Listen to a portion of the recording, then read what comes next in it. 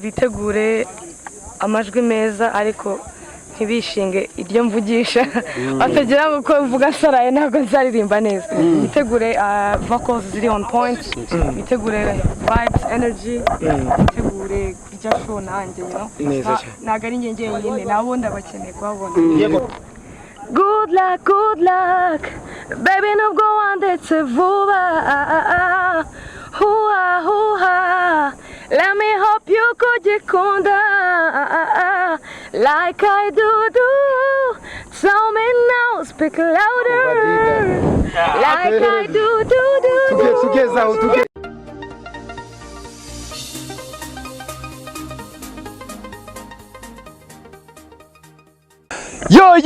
Yo, what's up my people, what's up bakunzi ba Flip G, bakunzi ba ndabanje kubaramutsa mwese abakunzi bacu abariko baradukurikirana muri kano kanya ni MP igikoko, the big dealer, the game changer, the baddest n'ayandi menshi cyane ushobora kumamagara usanze muri kano gakino ni MP. Ndibaza murambona neza inyuma kamera ni MC Blizzard behind camera mukohereza amasanamu meza cyane, amasanamu asukuye, amasanamu abereye ijisho. Ndibaza mwaba mwibaza ko ngoma fata indege ariko si jewe ngo bafata indege na gatoya ariko ndibaza muca mubona ko twazanywe n'igikorwa kitari gito, igikorwa mubona ko gisigikiwe n'abandi bamenyesha makuru batari bake. Ni Ariel Wayz, umuririmvyikazi w'umunyarwanda abyifata neza cyane, akora ibikorwa vyiza, akora ibikorwa bibereye ugutwi, bibereye ijisho.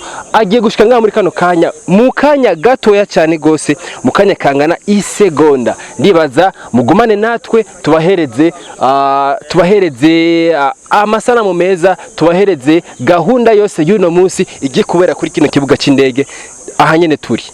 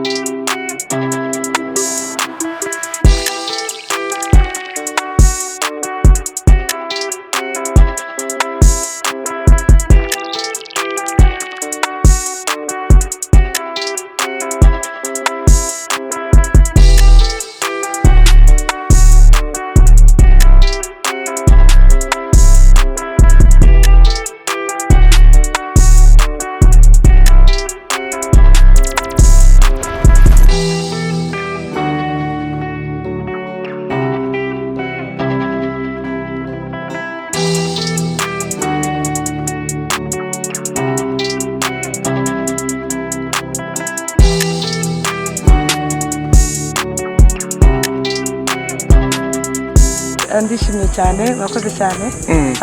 Nishimiye kubona mwese muri ahangaha. Ndashimira media yanyu kuba yafasha kanya kaza kunyakira ni by'agaciro. Ikindi abahanzi barimo bazamfasha gusubiza abarundi, ndabazi nagize akanya arabona insanzwe nzi D1 nayisanzwe muzi Dramati nayisanzwe muzi wait ni benshi Tomson, you know, Arnovic, La Famillia, you know. Both the first mwanya ndaba checking out and I really like what I saw. So I'm very excited. Harashyushye ndashyushye. Urashyuhiwe. Nuvuga ngo ni imiriro and ikindi kintu only good music. Ego rero kandi uraje mu gihugu cy'uburundi ugiye abanyarwanda bagenza baherukino ndetse hariho nabagiye bitameze neza. Wewe witeguriye gute? Nta kibazo n'amahoro menshi gariye. Njewe na mahoro ni experience yanjye ku giti cyanjye, ngiye naje kubaha show, naje gutaramana namwe. I'm here to make friends, I'm here to make more fans, to connect with my fans. So everything is positive, no matter what happens. Yeah, I'm here to How ikaze mu cyatsi cy'uburundi nibaze neza yuko mwashoboye kwakirwa neza kandi cyane.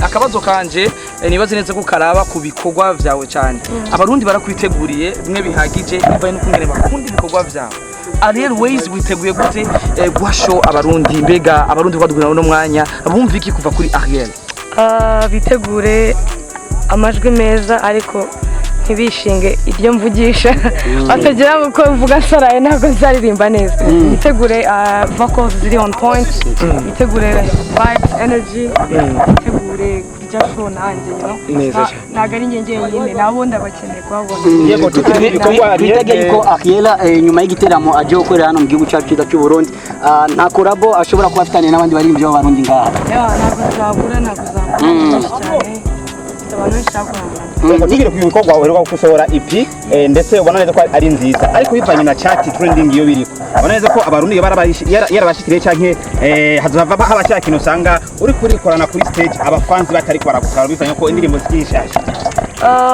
well twe nk'aba artiste ibintu byose birashoboka ariko iki ni impamvu naje hano abatabizi babiri Yes, nk'umunyasuku cya Flavor Manoti Promoter sinakubwira ngo kubaza ikibazo ariko ndashaka utumirira abantu utugira akantu kazomotiva abantu kugira ngo bazoze Rovene kuri Jadedi Pep.